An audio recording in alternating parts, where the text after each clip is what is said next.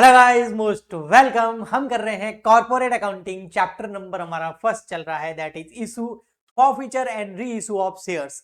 इस चैप्टर का आज का लेक्चर नंबर 11 है। लेक्चर नंबर 10 के अंदर हमने forfeiture of shares and re issue of shares से रिलेटेड जो अकाउंटिंग ट्रीटमेंट है, जो जर्नल एंट्रीज है, वो अच्छे से समझी थी। आज के लेक्चर के अंदर, लेक्चर नंबर 11 के अंदर, forfeiture and re issue of share से रिलेटेड एक न्यूमेरिकल क्वेश्चन मैं आपको करा रहा हूं, जिससे आपको समझ आ जाएगा कि किस तरीके से क्वेश्चन एग्जाम में आते हैं। ओके, तो यहां पर आपके सामने एक क्वेश्चन दे रखा है जिसमें लिखा हुआ है QRS लिमिटेड। आई होप आपको दिख रहा होगा, नहीं तो थोड़ा बड़ा कर लेता हूं।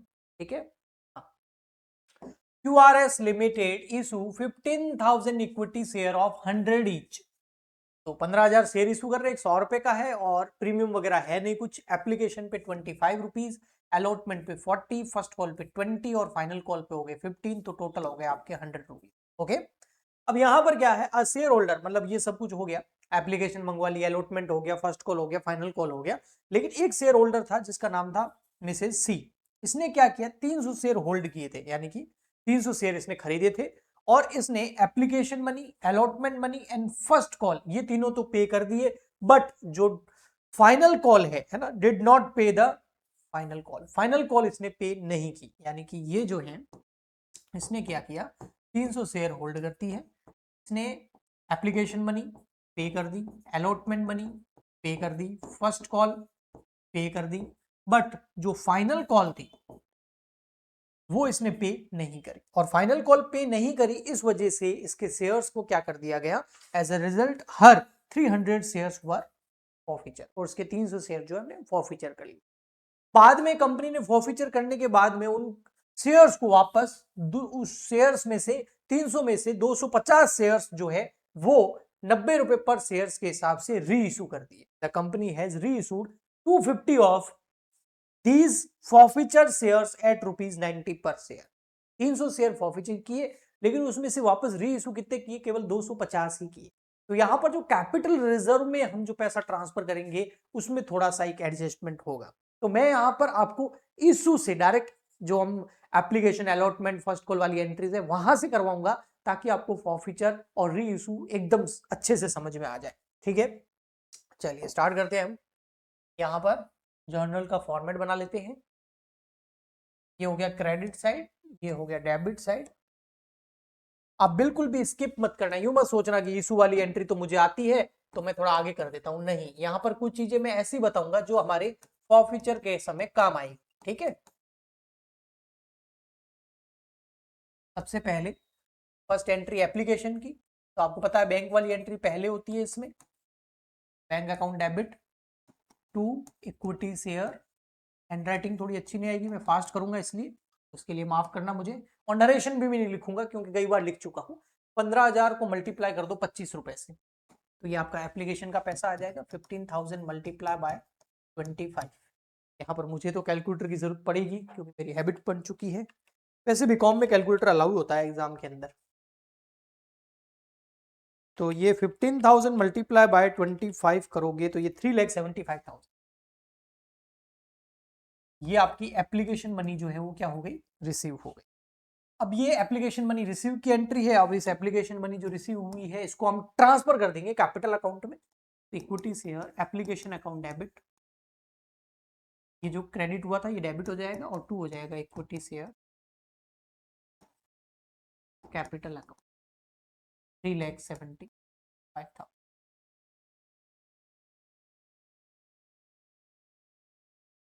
ओके, फिर आया हमारा third number, equity share allotment account debit. Allotment due हो जाएगा, आपको पता है अलॉटमेंट में ड्यू पहले होता है, और टू हो जाएगा equity share capital account. Allotment देखो कितने रुपए का है, 40 रुपए। ठीक है, और अलॉटमेंट इसने पे कर दिया था, एप्लीकेशन अलॉटमेंट फर्स्ट कॉल। तो कॉल्स इन एरियर वगैरह केवल फाइनल कॉल पे होगा, क्योंकि इसने फाइनल कॉल पे नहीं किया है, तो वहां हम ट्रीटमेंट करेंगे।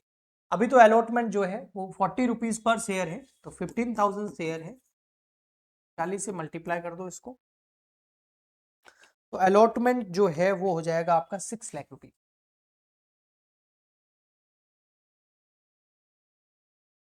ठीक है, कितने हो जाएंगे, ओके जी।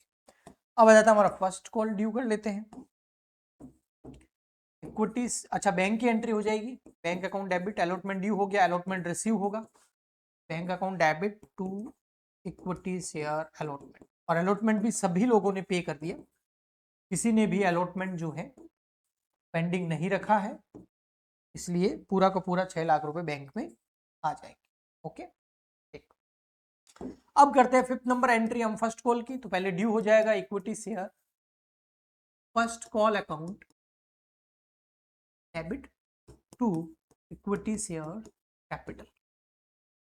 देख लो भाई फर्स्ट कॉल कितने रुपए की है। फर्स्ट कॉल है यहाँ पर 20 रुपीज की, 15,000 मल्टीप्लाई बाय 20 करोगे 3 लाख रुपए आ जाएंगे, है ना। 15,000 मल्टीप्लाई बाय 20, बिल्कुल 3 लाख रुपीज। तो ये फर्स्ट कॉल ड्यू हो गया, और फर्स्ट कॉल ड्यू करने के बाद में रिसीव भी पूरा ही होगा। क्यों? क्योंकि फर्स्ट कॉल भी सभी ने पे कर दिया था, उसमें से मिस सी ने भी पे कर दिया था फर्स्ट कॉल, तो है ना, फाइनल कॉल पे नहीं किया था। तो यहाँ पर भी कॉल सिनेरियो वगैरह कुछ भी नहीं होगा, सीधा जो है bank account debit to equity share first call account, और पूरे 3 लाख रुपीज आ जाएंगे। बस फाइनल कॉल जो है ना उसमें कॉल्स इन एरियर है, जिस वजह से हम उसके शेयर्स को फॉरफीचर करेंगे। तो ये लास्ट वाली एंट्री आप ध्यान से देखना थोड़ा, इसका मैं आगे भी रेफरेंस आपको जरूर दूंगा फॉरफीचर करते टाइम पे। अब देखो यहाँ पर ड्यू में तो कोई प्रॉब्लम नहीं है, ड्यू तो पूरा ही होगा, equity share final call account debit, ठीक है, ड्यू तो पूरा ही होगा to equity share capital. Due में तो कोई प्रॉब्लम नहीं है, ड्यू कितना है 15 रुपए पर शेयर, तो 15,000 share multiply by 15 rupees per share करो भाई, तो क्या 2,25,000 रुपए ये ड्यू हो गया, 2,25,000। ओके जी, टाइम थोड़ी मैंने, अब ड्यू होने के बाद में जब रिसीव होगा ना फाइनल कॉल, तब थोड़ा प्रॉब्लम होगा।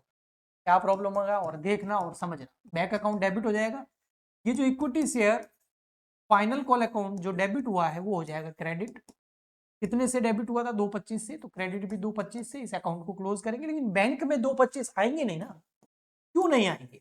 क्योंकि ये जो है मेस्सी, इसने 300 शेयर पर फाइनल कॉल के 15 रुपए पे नहीं किए हैं, तो 300 शेयर पर 15 रुपए कितने हो गए? 300 मल्टीप्लाई बाय 15 कर लो, ये हो गए 4,500 रुपए, माइनस कर दो 2,25,000, 2,20,500 ये पे किए हैं। तो बैंक में तो 2,20,500 आएंगे ना, क्योंकि एक शेयर होल्डर है जिसने 300 शेयर पर 15 रुपए पर शेयर पे नहीं किए हैं, तो वो नहीं आएंगे, बैंक में पैसा कम आएगा। तो जो पे नहीं किए हैं, क्या हम ऐसे जाने देंगे उसको? नहीं, शेयर दिया हुआ है तो उससे पैसा तो लेना है, लेकिन अभी तो उसने दिया नहीं है, तो फ्यूचर में लेना होगा। और फ्यूचर्स में अगर किसी से पैसा लेना हो आपको, कंपनी को, तो वो कंपनी के लिए एक तरह की एसेट हो गई, और एसेट हमेशा डेबिट होती है, इसलिए हम यहाँ पर कॉल्स इन अरियर अकाउंट को डेबिट कर देंगे, एसेट की तरह ट्रीट करेंगे तब तक जब तक कि वो बंदा पे नहीं कर देता अपने फाइनल कॉल के 4,500 रुपए।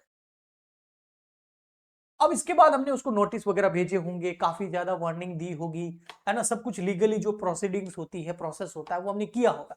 उसके बाद में भी वो 300 शेयर पर 15 रुपए यानी कि 4,500 रुपए पे नहीं कर रही है, जिस वजह से कंपनी ने ये एक्शन लिया कि उसने जितना पैसा पे किया एप्लीकेशन अलॉटमेंट फर्स्ट कॉल का, वो रख लो अपने पास में, कंपनी अपने पास में रख लेगी, वापस नहीं देगी। इसके अलावा जो शेयर है वो भी कैंसिल कर देगी। तो उसी को बोलते हैं शेयर्स को फॉरफीचर करना। अब शेयर फॉरफीचर करने की एंट्री करते हैं। अब आप यहां पर देखो, हर बार कैपिटल क्या हुआ है? क्रेडिट हुआ है। ये देखो, ये देखो, इक्विटी शेयर कैपिटल क्रेडिट 25 रुपए पर शेयर से, फिर कैपिटल क्रेडिट 40 रुपए पर शेयर से, फिर कैपिटल क्रेडिट यहां पर 20 रुपए पर शेयर से, और फिर यहां पर कैपिटल क्रेडिट हो गई आपकी 15 रुपए पर शेयर से। तो कैपिटल टोटल क्रेडिट कितने से हुई? 100 रुपए से हो गई। तो उसके बाद वापस जब हम किसी भी शेयर होल्डर के शेयर को फॉरफीचर करेंगे, कैंसिल करेंगे, तो ये कैपिटल जो क्रेडिट हुई है डेबिट हो जाएगी। क्यों? क्योंकि लायबिलिटी थी लेकिन अब लायबिलिटी नहीं है। तो उस केस के अंदर इक्विटी शेयर कैपिटल अकाउंट को हम कर देंगे डेबिट। ये फॉरफीचर की एंट्री है, ठीक है। कितने शेयर पर? 300 शेयर और मल्टीप्लाई बाय 100 रुपीज, प्रीमियम वगैरह का तो लफड़ा है ही नहीं, तो ये हो गए आपके 30,000 रुपए। ओके, इसके अलावा मैंने बताया था जो जो पैसा सामने वाले ने पे किया है वो सारा का सारा कंपनी अपने पास में रख लेगी, उसको भी फॉरफीचर कर लेगी। तो equity share forfeiture account credit हो जाएगा, क्योंकि ये कंपनी के लिए फायदा हो गया कि भाई पैसे भी आ गए और शेयर्स भी नहीं दिए, शेयर दिए थे जो कैंसिल कर लिए, तो कितने पैसे आ गए, एप्लीकेशन पे इसने पे किए 25, अलॉटमेंट पे पे किए इसने 40, और फाइनल फर्स्ट कॉल पे किए इसने 20, तो लगभग इसने 60, 70, 80, 85 रुपीज पे कर दिए। तो 85 रुपीज जो इसने पे कर दिए हैं इसको फॉरफीचर कर ले, तो 300 शेयर मल्टीप्लाई बाय 85,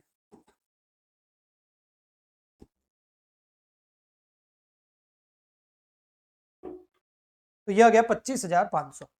ये कंपनी फॉरफीचर कर लेगी, कंपनी बोलेगी भाई ये पैसे किसके हैं, हमारे हैं, ये कंपनी के हो गए, कंपनी रिफंड नहीं करेगी, तो कंपनी को फायदा हो गया। और एज पर नॉमिनल रूल आपको पता है, all expenses and losses are debit, all incomes and profits are credit.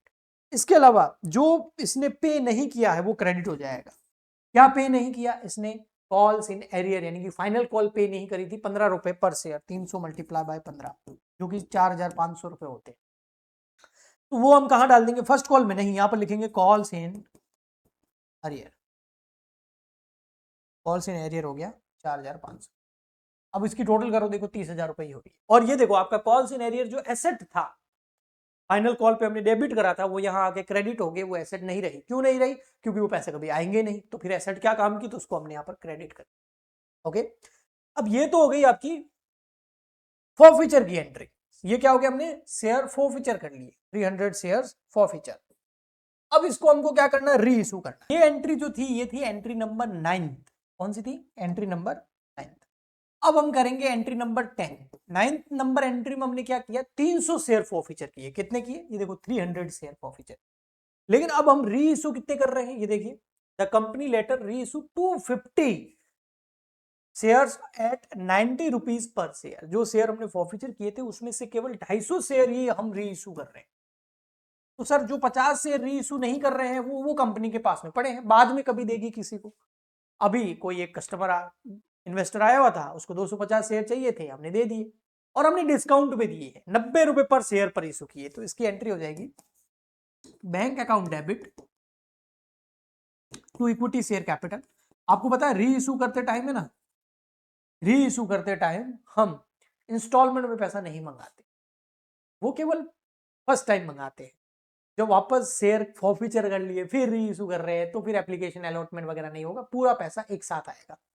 तो 250 शेयर है और उसको इशू कर रहे हैं हम कितने में, 90 रुपए पर शेयर। तो 250 मल्टीप्लाई बाय 90 कर लो, ये आगे 22,500 रुपए आए हमारे पास। 250 शेयर इशू कर लिए, लेकिन ये जो 250 शेयर थे इसकी फेस वैल्यू क्या थी पर शेयर, नॉमिनल वैल्यू क्या थी, 100 रुपीज, यानी कि 25,000 रुपए के ये शेयर थे। लेकिन इसको इशू कितने में किया हमने, 22,500 रुपए में। तो 2,500 रुपए का हमने क्या किया, डिस्काउंट दिया। और कंपनी जब डिस्काउंट पे शेयर इशू करती है तो वो कंपनी के लिए लॉस होता है। वैसे जो first time company share issue करती है वो डिस्काउंट पे कर ही नहीं सकती, लेकिन फॉरफीचर किए हुए शेयर्स को डिस्काउंट पे इशू किया जा सकता है, और मैक्सिमम डिस्काउंट उतना ही दिया जा सकता है जितना पैसा आपके फॉरफीचर अकाउंट में पड़ा है उन शेयर्स को फॉरफीचर करने से जो फायदा हुआ था। कहने का मतलब, जब हमने इन शेयर्स को फॉरफीचर किया था तो सामने वाले ने, व्यक्ति ने, जिसके शेयर हम फॉरफीचर कर रहे हैं, कैंसिल कर रहे हैं, उसने एप्लीकेशन अलॉटमेंट फर्स्ट कॉल जमा कराई थी, तो वो पैसा कंपनी ने अपने पास में रख लिया, तो वो कंपनी के लिए फायदा हुआ था। ये रहा 25,500 रुपए। तो ये 25,000 रुपए का 500 का जो फायदा है शेयर को फॉरफीचर करते टाइम हुआ था, इससे ज्यादा हम डिस्काउंट नहीं दे सकते। ठीक है, तो यहां पर डिस्काउंट नहीं लिखेंगे, इसी का यूज करेंगे। ये देखो इक्विटी शेयर फॉरफीचर अकाउंट जो ये क्रेडिट है ना, ये यहां हो जाएगा डेबिट, क्योंकि हम इसका यूज कर रहे हैं, तो ये कम हो जाएगा। अब यहां पर बात ये है कि ये जो 25,500 रुपए हैं, हाँ ये फायदा है, बिल्कुल फायदा है। 25,500 कितने शेयर्स को फॉरफीचर करने पे ये फायदा हुआ था, 300 शेयर। और अभी हम शेयर्स कितने री इशू कर रहे हैं, 250। तो इस फॉरफीचर अमाउंट में से कितना अमाउंट हम यूज कर सकते हैं 250 शेयर्स को री इशू करने में। तो 25 500 डिवाइड बाय कर लो 300 मल्टीप्लाई कर लो 250, 21,250 रुपए हम इन 250 शेयर्स के लिए यूज कर सकते हैं। मैं फिर समझाता हूं, ये 25,500 जो फॉरफीचर अकाउंट में फायदा पड़ा है, इस शेयर्स को फॉरफीचर किया था तो कंपनी को फायदा हो गया था। अब इसमें से हम 250 शेयर री इशू कर रहे हैं अभी, तो 250 शेयर री इशू कर रहे हैं ना, तो इसमें से हम केवल 21,250 रुपए का ही यूज कर सकते हैं। बाकी जो पैसे, बाकी जो शेयर बच गए, बैलेंस शेयर कितने बच गए, 50 शेयर पड़े, तो उसका फॉरफीचर यहां पड़ा रहेगा, उसका हम यूज नहीं कर सकते। वो कितना होगा, फर्दर ऐसे निकाल दो, 25,000 डिवाइड बाय 300 मल्टीप्लाई बाय 50 कर दो, या फिर 25,500 में से 21,250 लेस कर दो, तो हम 4,250 रुपए अभी भी पड़े हैं, ये बैलेंस रहेगा, ये फॉरफीचर अकाउंट का बैलेंस पड़ा रहेगा और ये शेयर्स पड़े हैं। जब इन शेयर्स को री इशू करेंगे बचे हुए 50 को, तब इस फॉरफीचर अकाउंट का यूज करेंगे।